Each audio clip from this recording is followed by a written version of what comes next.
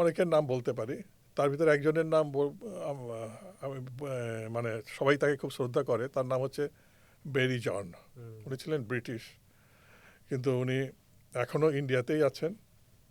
উনি আমাদেরকে বিশেষ করে নির্দেশনা এবং অ্যাক্টিংয়ের ক্লাসগুলি নিতেন।